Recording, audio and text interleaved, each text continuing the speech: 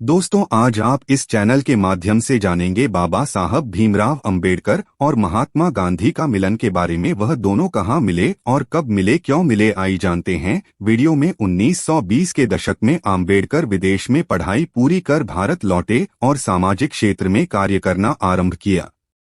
उस वक्त महात्मा गांधी ने कांग्रेस पार्टी की अगुवाई में आजादी के आंदोलन शुरू कर दिया था। 14 अगस्त 1931 को अंबेडकर और गांधी की पहली मुलाकात बंबई के मणि भवन में हुई थी। उस वक्त तक गांधी को यह मालूम नहीं था कि अंबेडकर स्वयं एक कथित अस्पृश्य हैं। वह उन्हें अपनी ही तरह का एक समाज सुधारक, सवर्ण या ब्राह्मण नेता समझते थे। गांधी को यही बताया गया था कि अंबेडकर ने विदेश में पढ़ाई कर ऊंची डिग्रियां हासिल की हैं और वे पीएचडी हैं, दलितों की स्थिति में सुधार को लेकर उतावले हैं और हमेशा गांधी व कांग्रेस की आलोचना करते रहते हैं। प्रथम गोलमेज सम्मेलन में अंबेडकर की दलीलों के बारे में जानकर गांधी विश्वास हो चला था कि यह पश्चिमी शिक्षा और चिंतन में पूरी तरह ढल चुका कोई आधुनिकतावादी युवक है, जो भारतीय समाज को भी यूरोपीय नजरिए से देख रहा है। जब गांधी की हत्या हुई थी तो घटनास्थल पर पहुंचने वालों में सबसे पहले व्यक्ति अंबेडकर ही थे और प्रत्यक्षदर्शियों के मुताबिक वे बहुत देर तक वहां रुके थे। 1935 में जब अंबेडकर ने हिंदू धर्म छोड़ने और सामूहिक धर्मांतरण करने की घोषणा दी तो 4 मार्च 1936 को गुजरात के सावली गांव के एक कार्यक्रम में जमनालाल बजाज ने इस पर गांधी की राय पूछी। गांधी ने कहा, डॉक्टर अंबेडकर की जगह अगर मैं होता तो मुझे भी इतना ही क्रोध आता। उस स्थिति में रहकर शायद मैं अहिंसावादी नहीं बनता। बाबा साहब अंबेडकर जो कुछ करें हमें नम्रता से सहना चाहिए। इतना ही नहीं बल्कि हरिजनों की सेवा इसी में है। अगर वे सचमुच हमें जूतों से मारें तो भी हमें सहन करना चाहिए, पर उनसे डरना नहीं चाहिए। डॉक्टर अंबेडकर की कदमबोसी करके उन्हें समझाने की भी जरूरत नहीं है, इससे कुसेवा होगी। वे या अन्य हरिजन जो हिंदू धर्म में विश्वास न रखते हों, वह यदि धर्मांतर करें तो वह भी हमारी शुद्धि का ही कारण होगा। हम इसी योग्य हैं कि हमारे साथ ऐसा व्यवहार हो। गांधी अंबेडकर के लिए डॉक्टर संबोधन का इस्तेमाल करते थे तथा अंबेडकर गांधी को मिस्टर गांधी कहते थे। 1930 और 1940 के दशकों में अंबेडकर ने गांधी की तीखी आलोचना की। उनका विचार था कि सफाई कर्मचारियों के उत्थान का गांधीवादी रास्ता कृपादृष्टि और नीचा दिखाने वाला है। गांधी अस्पृश्यता के दाग को हटाकर हिंदुत्व को शुद्ध करना चाहते थे। दूसरी ओर अंबेडकर ने हिंदुत्व को ही खारिज कर दिया था। उनका विचार था कि यदि दलित समान नागरिक की हैसियत पाना चाहते हैं तो उन्हें किसी दूसरी आस्था को अपनाना पड़ेगा। अंबेडकर को गिला था कि कांग्रेस ने दलितों के लिए कुछ भी नहीं किया। इसके लिए सबसे ज्यादा जिम्मेदार गांधी थे, क्योंकि वे अपने अंतिम दिनों के पहले वर्ण व्यवस्था और जाति प्रथा का विरोध करने के लिए तैयार नहीं थे, बल्कि अपने सनातनी हिंदू होने को लेकर संतुष्ट थे। हालांकि गांधी और अंबेडकर जिंदगी भर एक दूसरे के राजनीतिक विरोधी बने रहे, लेकिन दोनों ने अपमानजनक सामाजिक व्यवस्था को कमजोर करने में पूरक भूमिका निभाई।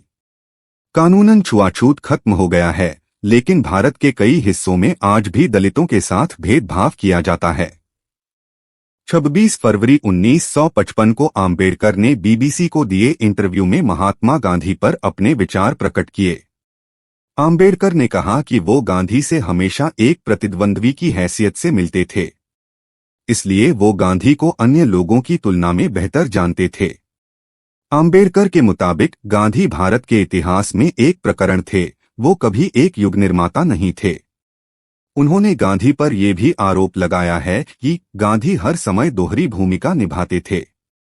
उन्होंने 2 अखबार निकाले, पहला हरिजन, इस अंग्रेजी समाचार पत्र में गांधी ने खुद को जाति व्यवस्था और अस्पृश्यता का विरोधी बताया, और उनके दूसरे एक गुजराती अखबार में वो अधिक रूढ़िवादी व्यक्ति के रूप में दिखते हैं, जिसमें वो जाति व्यवस्था, वर्णाश्रम धर्म या सभी रूढ़िवादी सिद्धांतों के समर्थक थे। जबकि इन लेखों के अध्ययन से यह स्पष्ट है कि गांधी ने अपने अंग्रेजी लेखों में जाति व्यवस्था का समर्थन किया और गुजराती लेखों में छुआछूत का विरोध किया है।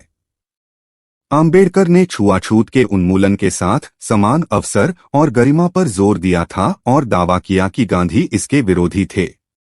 उनके मुताबिक गांधी छुआछूत की बात सिर्फ इसलिए करते थे ताकि अस्पृश्यों को कांग्रेस के साथ जोड़ सकें। वो चाहते थे कि अस्पृश्य स्वराज की उनकी अवधारणा का विरोध न करें।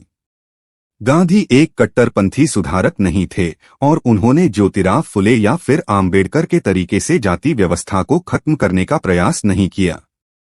गांधी का दलितों के लिए हरिजन संबोधन का आम्बेडकर व उनके समर्थकों ने विरोध किया था और दलित उसे गाली के समान मानते थे।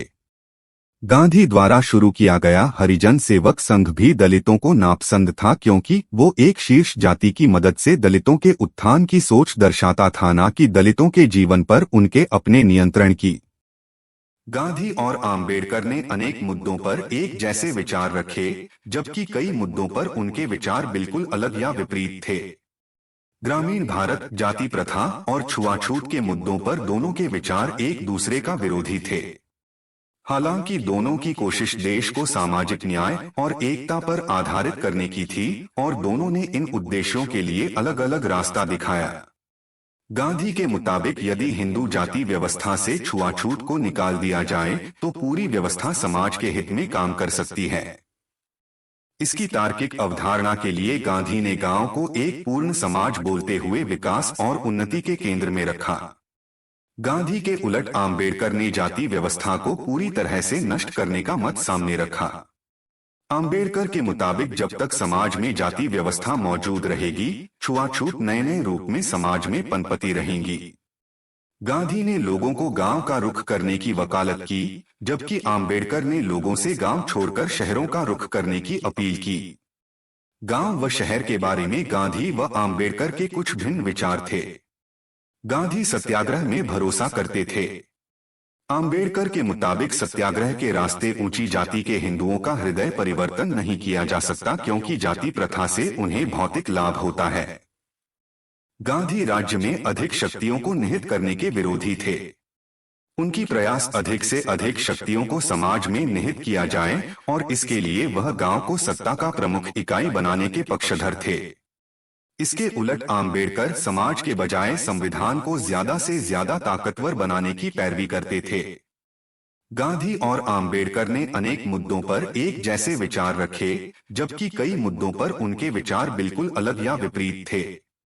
ग्रामीण भारत, जाति प्रथा और छुआछूत के मुद्दों पर दोनों के विचार एक दूसरे का विरोधी थे।